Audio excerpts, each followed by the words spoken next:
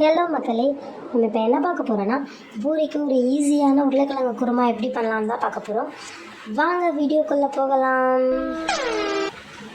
உருளைக்கிழங்கு நல்லா அவிச்சு வச்சுட்டு அதை நம்ம கையாலே மசிச்சுட்டு அதில் லைட்டாக தண்ணி ஊற்றி வச்சுக்கணும்.